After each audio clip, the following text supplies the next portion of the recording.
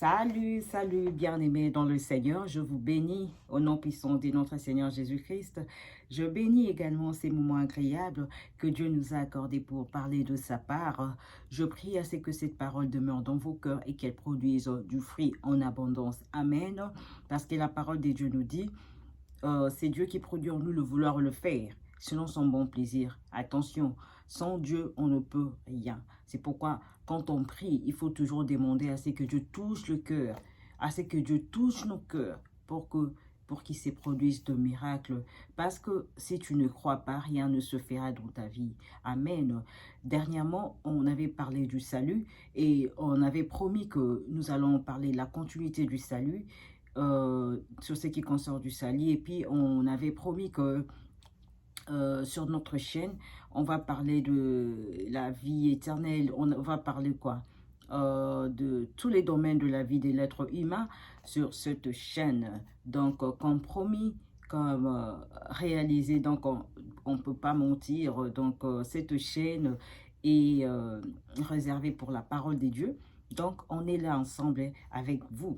Dernièrement, on parlait du salut, comme la Bible nous dit, à tous ceux qui l'ont reçu, à ceux qui ont cru en son nom, elle a donné le pouvoir de devenir enfants de Dieu.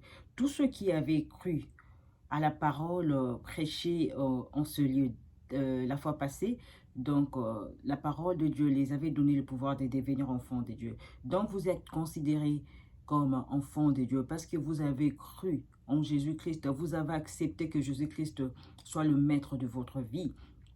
C'est pourquoi Jésus-Christ vous a donné cette parole que vous avez cru, vous a donné le pouvoir de devenir enfant de Dieu. Amen.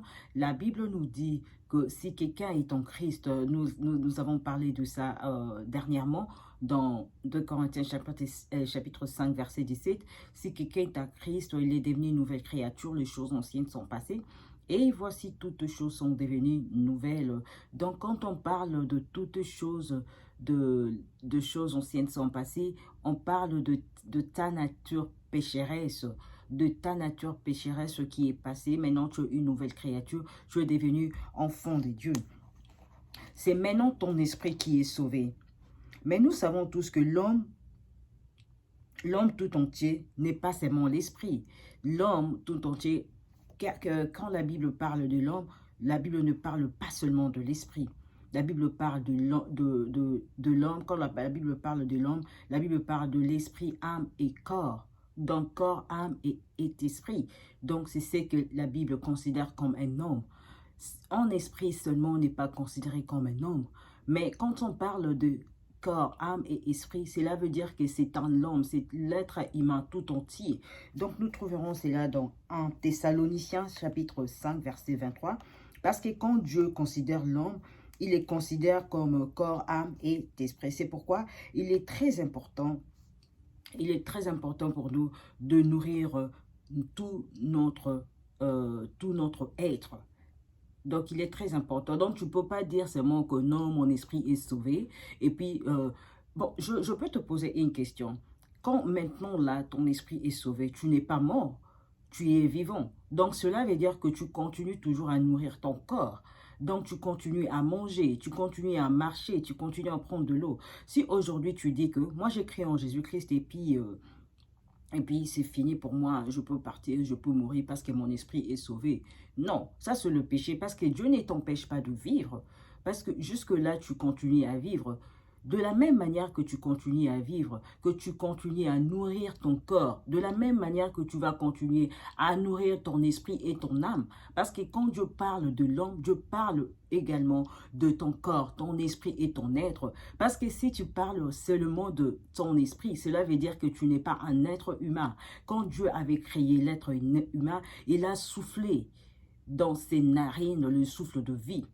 Le souffle de vie que Dieu avait soufflé dans les narines de l'homme, c'était pour donner la vie qui est ton âme.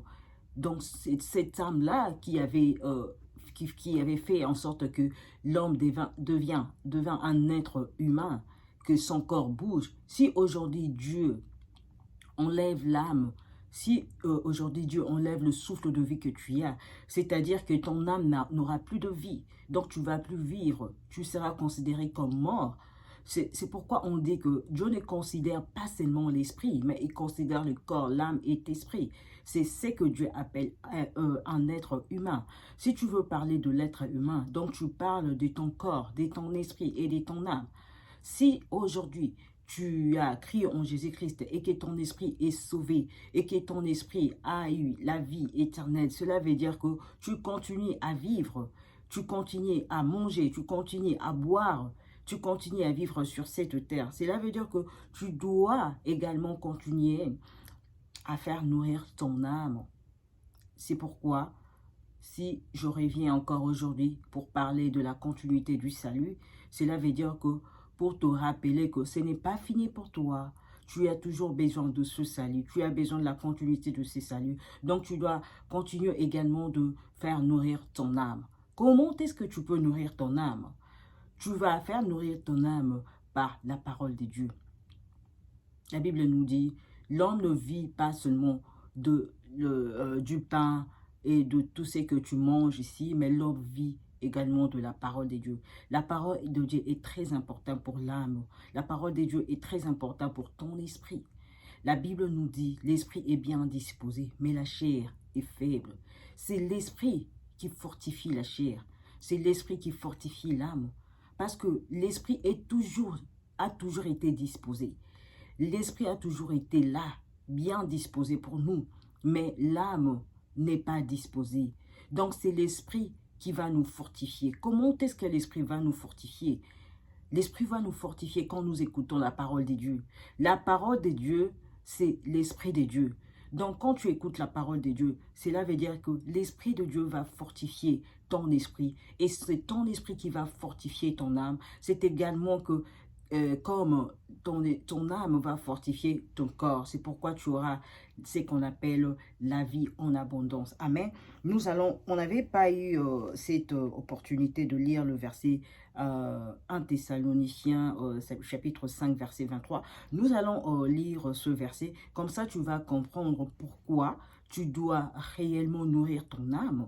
Pourquoi tu dois réellement t'attacher à la parole de Dieu. Écouter la parole de Dieu régulièrement. Vraiment, en tout cas, c'est vraiment très important pour toi. Tant que tu vis, tu as besoin d'écouter la parole de Dieu. Tu as vraiment besoin d'écouter la parole de Dieu. Amen. Donc, nous allons lire notre verset sur 1 Thessaloniciens, chapitre 5, verset 23. La Bible nous dit que le Dieu de paix vous sanctifie lui-même tout entier et que tout votre être, la Bible parle de tout, et que tout votre être, c'est comme j'avais dit, je viens de dire ici, et que tout votre être, parce que quand Dieu dit tout votre être, cela veut dire quoi? L'esprit, âme et le corps. Donc je recommence pour bien me saisir. La Bible dit ceci, 1 Thessaloniciens chapitre 5 verset 23, que le Dieu de paix vous sanctifie lui-même tout entier et que tout votre être, l'esprit, l'âme et le corps soient conservés irrépréhensibles lors de l'avènement de notre Seigneur Jésus-Christ. La Bible nous dit quoi? Et que tout votre être, l'esprit, l'âme et le corps soient conservés irrépréhensibles lors de l'avènement de notre Seigneur Jésus-Christ. Amen. Nous parlons de la conservation. Nous devons bien conserver notre esprit, notre être, tout notre être plutôt. Nous devons bien le conserver. La Bible parle, quand nous parlons de la Bible, nous parlons de la parole de Dieu. Nous parlons de l'Esprit de Dieu. Nous avons tous besoin de la bénédiction. Mais si vous rejetez la source de la bénédiction, donc vous êtes nul, vous êtes rien. Attachez-vous plutôt à la source de la bénédiction. Amen. Si vous voulez réellement que la bénédiction de Dieu vous accompagne partout où vous serez, c'est la parole de Dieu qui va vous bénir. La parole de Dieu, c'est l'Esprit de Dieu. La parole de Dieu, c'est la bénédiction. Amen. Quand la Bible parle de tout ton être, la Bible ne parle pas seulement de l'esprit. Parce que vous direz que, oh non, moi je crie en Jésus-Christ, je suis sauvé, je peux faire tout ce que je peux me comporter comme je veux. Non, ce n'est pas ça. Donc la Bible considère aussi ton âme. La Bible, quand je parle de la Bible, je parle de Dieu, je parle de l'Esprit de Dieu. Donc Dieu considère ton âme, Dieu considère ton esprit, Dieu considère ton corps. Donc tu appartiens à Dieu tout entier. La Bible dit que si quelqu'un est en Christ, il est une nouvelle créature. Les choses anciennes sont passées et voici toutes choses sont devenues nouvelles. Amen. Et la Bible nous dit, nos corps, Dieu les a fait. Dieu a fait de nos corps le temple du Saint-Esprit. C'est là où Dieu va demeurer tous les jours de notre existence ici sur terre. Dieu va demeurer dans nos corps parce qu'il veut faire de nos corps le temple du Saint-Esprit. C'est pourquoi Dieu veut prendre tout. Il ne veut rien laisser. Tu ne veux pas dire que moi j'ai cru en Jésus-Christ, mon esprit est sauvé. Et je veux laisser tomber l'âme. Je ne peux pas écouter la parole de Dieu parce que le jour où je veux mourir, je veux seulement aller au ciel. Non, non, non, non, non. C'est pas ça. La Bible nous dit, tout entier, la Bible nous dit que le Dieu de paix vous sanctifie lui-même tout entier. La Bible parle de l'entièreté, tout entier, et que tout votre être, la Bible dit tout votre être, donc tu n'as rien à retrancher. Donc la Bible parle de tout. L'esprit, l'âme et le corps soient conservés irrépréhensibles. Soient conservés irrépréhensibles. Quand on parle de la conservation et que cette conservation soit irrépréhensible, sans tache, ni ride, ni rien de semblable. Donc de ça vraiment, la Bible parle de la sanctification au vrai sens des mots. Amen. Donc pour aujourd'hui, je pense que vous m'avez compris, vous m'avez bien saisi. Vous avez vraiment intérêt à vous attacher à la parole de Dieu. Vous avez vraiment intérêt à vous attacher à l'Esprit de Dieu.